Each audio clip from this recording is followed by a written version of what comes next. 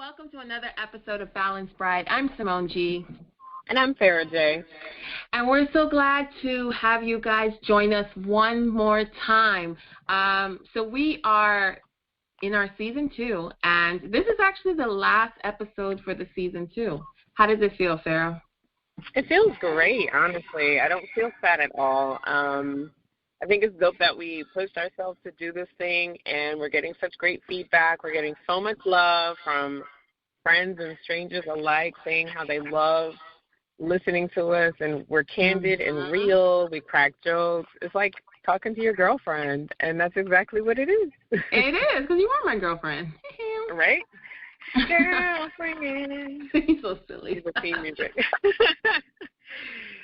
Okay, so how can they find us? Well, definitely follow us on IG at Balanced Bride, and you can search the hashtags, hashtag Be Balanced, hashtag Balanced Bride, hashtag Be a Balanced Bride, hashtag those phenomenal women who are funny as heck. Okay, so that's true. You can find all of those, and I will be sure to be using those in my hashtags. So when you do it, you can find us. You can find me. The key is you have to know how to spell all those words. Right. Phenomenal is a hard one, but anyway. That's just the English teacher in me. Again, I apologize. I have to take off the teacher hat and put on the wedding planner hat. Okay. So today we're talking about, I guess, something a little bit sensitive, right? Sensitive and unfortunately common. It's not unfortunate. It's just a reality. So today we're going to talk about what happens when a bride gets cold feet.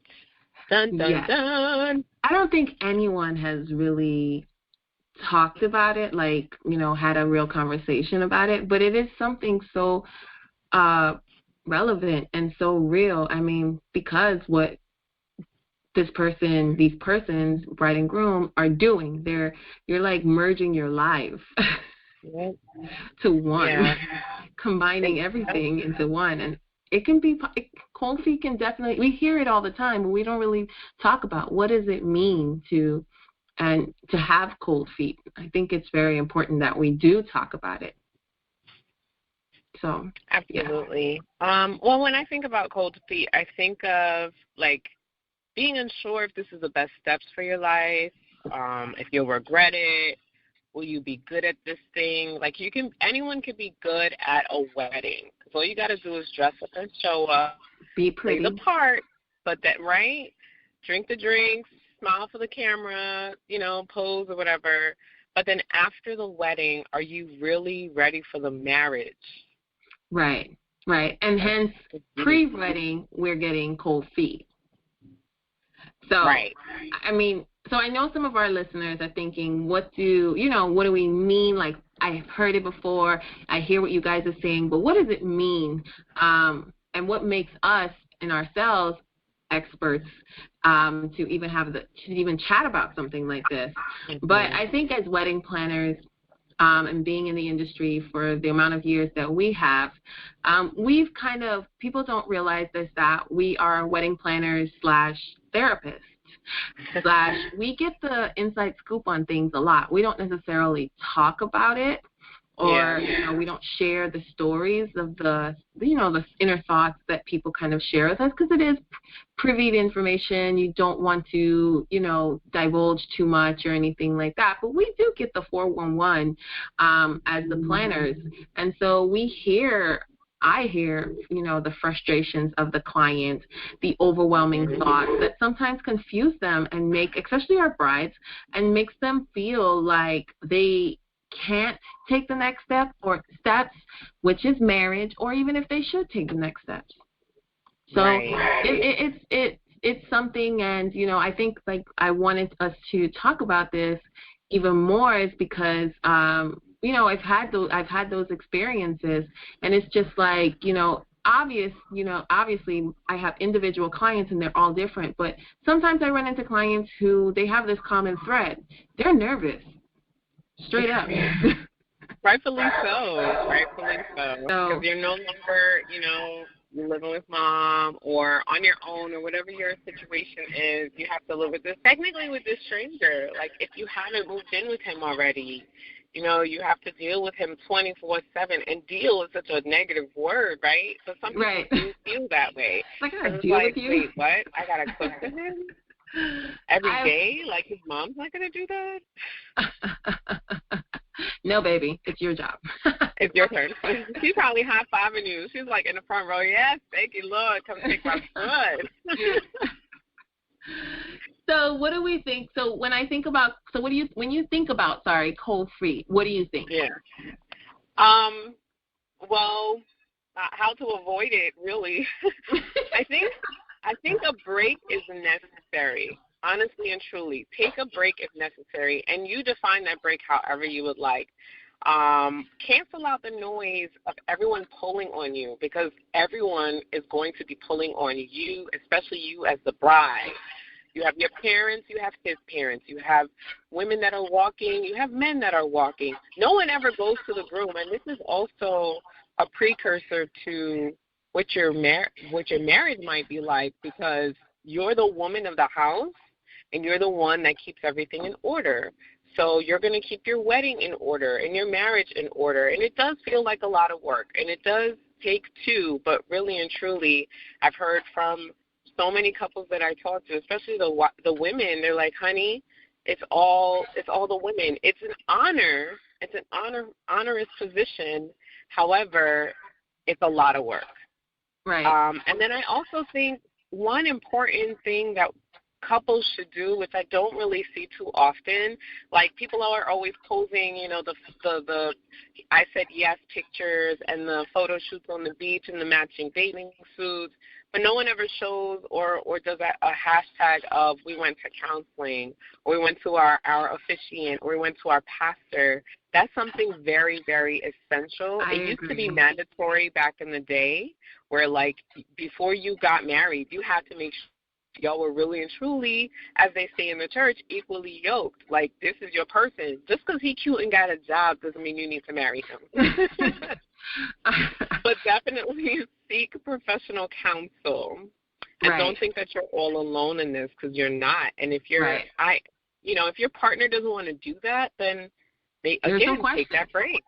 Yeah, right. There's some questions, and maybe you need to take a little break. I agree. And again, we are by no means therapists of any kind, but we've seen so much that, and I agree with you 100%, that I've seen couples who they want to get married and everything like that.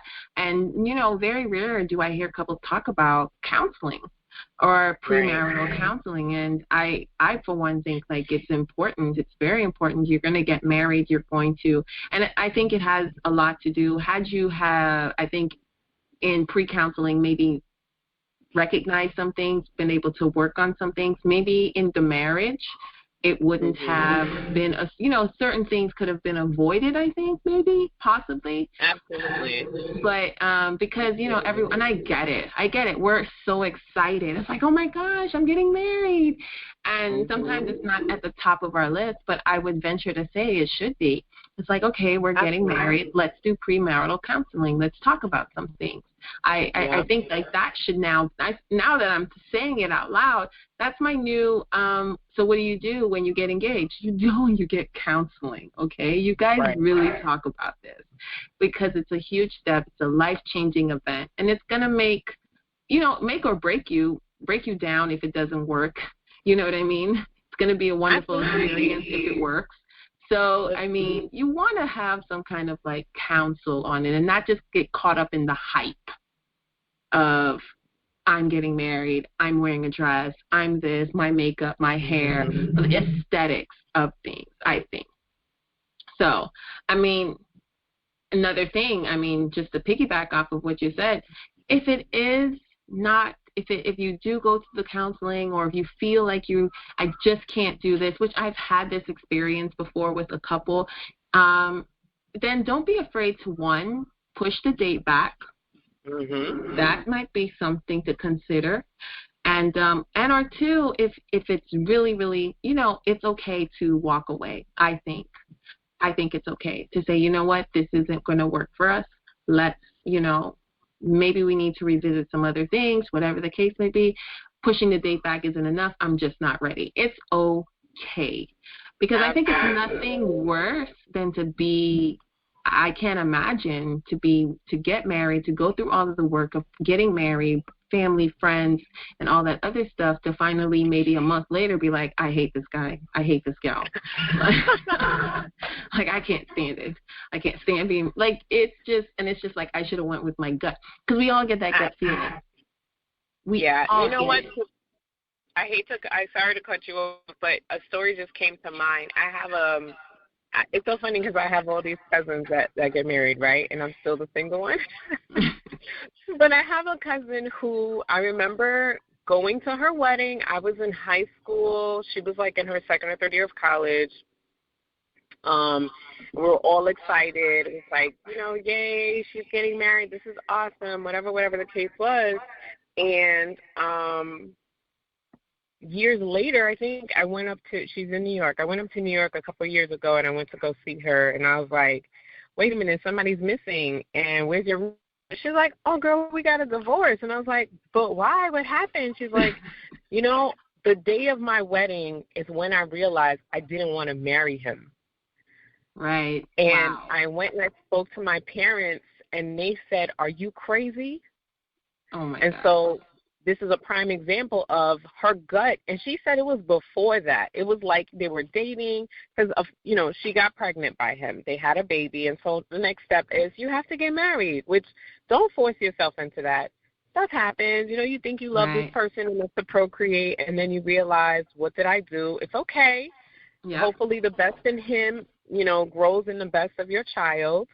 But she said for a long time, she was like, I don't want to marry this guy. Like, he wasn't working. He wasn't really into the things she was into. He was a homebody. She was a social butterfly. They had gone to a party one time, and he was saying some things that she was, like, shocked. Like, yo, dude, you're my husband, like, or my husband-to-be. So when the week and the days, were winding down to that marriage, to the wedding, and she told the people around her, they were like, oh, girl, you're just a little nervous. No big deal.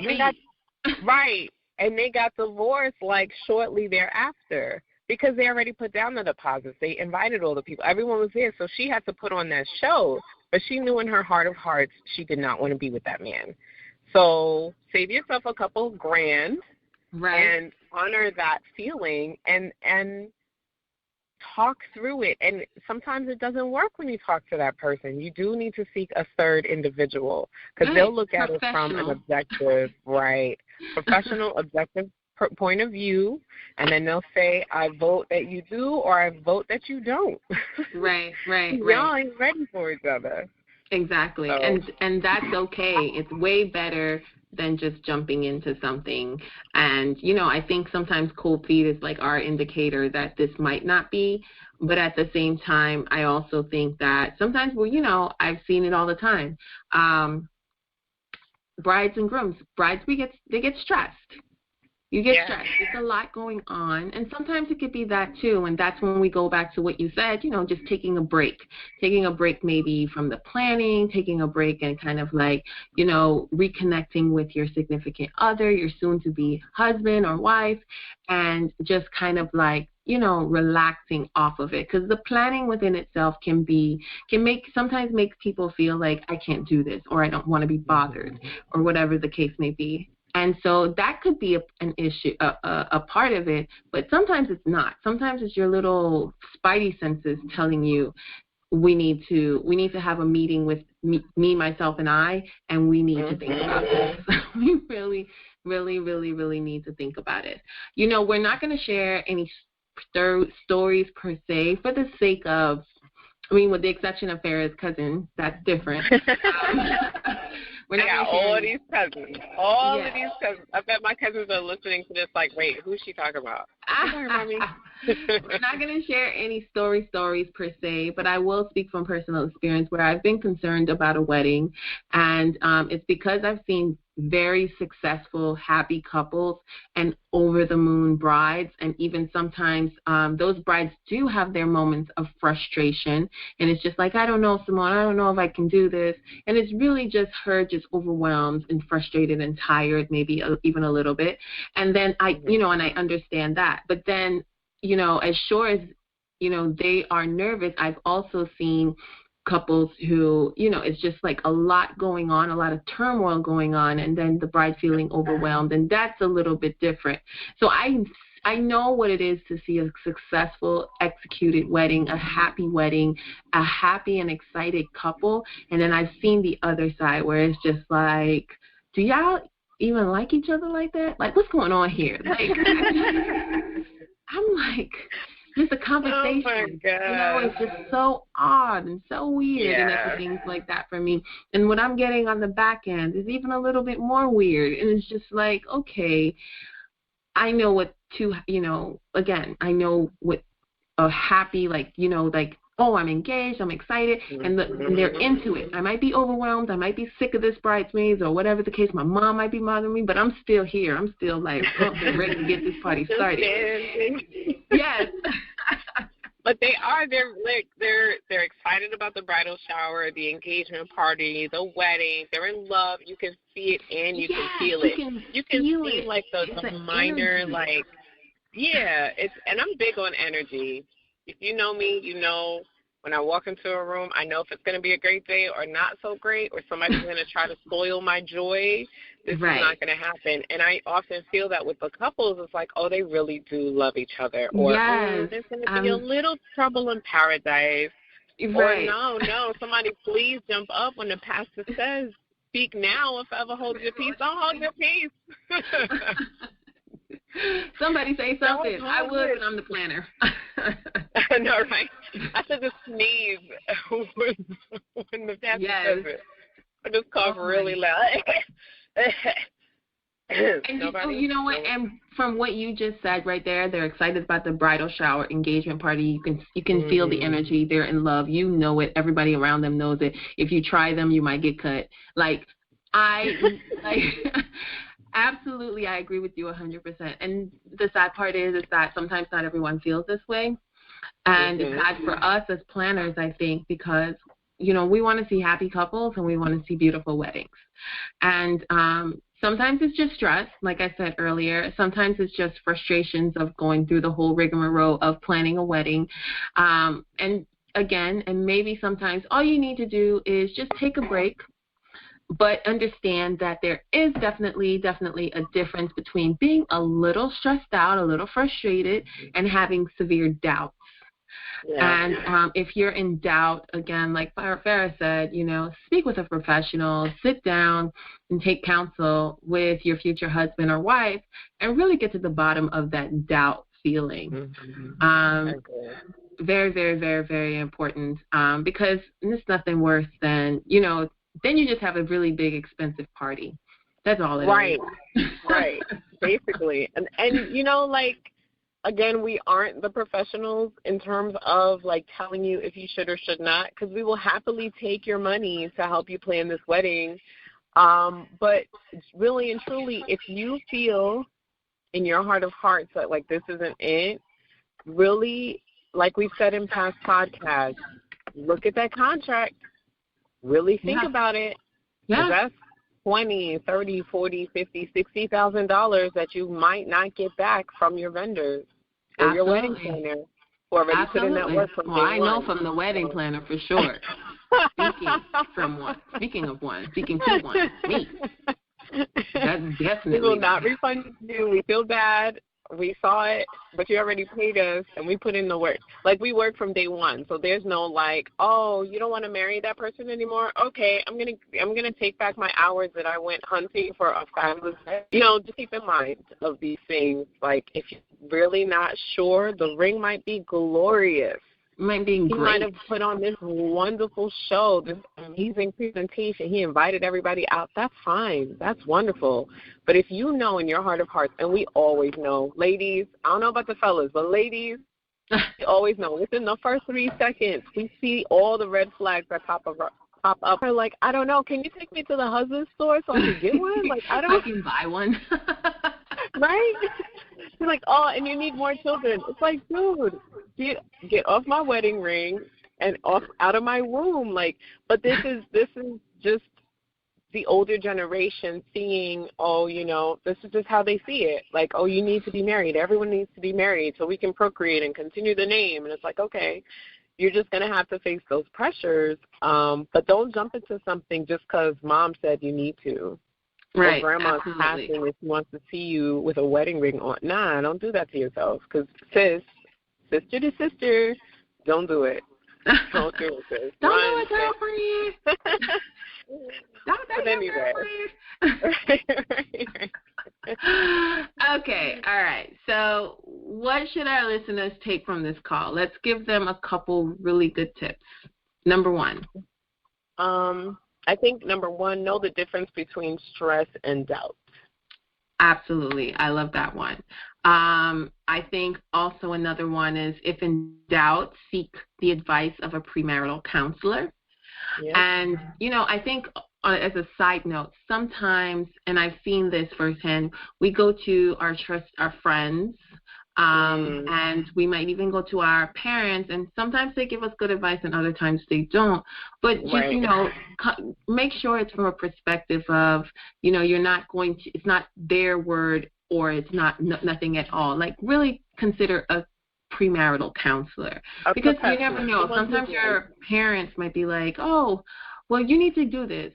And they want to spare themselves the embarrassment, you the embarrassment as well. So sometimes you have to kind of like, you know, ask for the advice, but also, you know, like when you go to the doctor and they give you a diagnosis and they say seek another opinion, like, yeah, it's kind of like that. You know, consider, but this time a professional, not necessarily your friends or your parents, which they can give you good advice, but at the same time you have to kind of like take it with a grain of salt and really just, you know, talk to someone who can really look at the situation from the outside looking in and not, you know, they're in the situation and they don't want to be embarrassed and they don't want you to be embarrassed and they you know, they love you and they care about you and all that good stuff. Because sometimes that can be also something that we don't do it because we don't want to upset our family and we don't want to upset our friends as well. Yeah.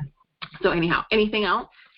I'd say another tip, again, don't be afraid to step back if you're not sure.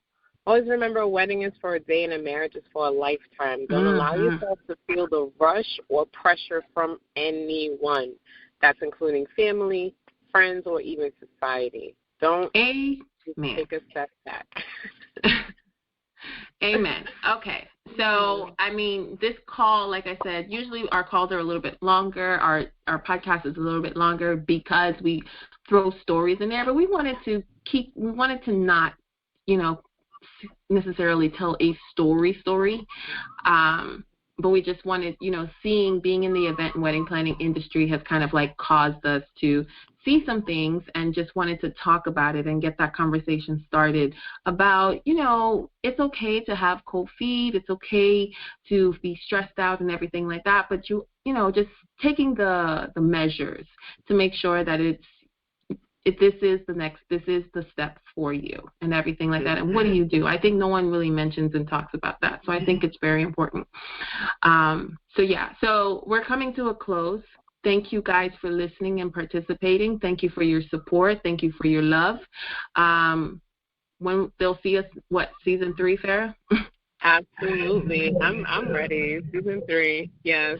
Let's speak it into existence. Remember, you guys can find us on at @BalanceBride_ or OutOfBoxWeddings_. You can use the hashtags, #BeBalanced, #BalanceBride, #BeABalanceBride, #OutOfBoxWeddings, #those phenomenal chicks who talk about all things weddings.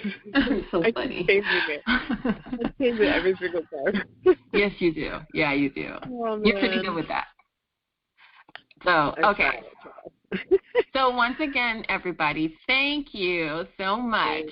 Thank you. Wishing you to be great, to be fabulous, to be awesome. Have a great week, and we will see you soon. See you soon. Peace, All guys. right. Love y'all. Bye. Bye.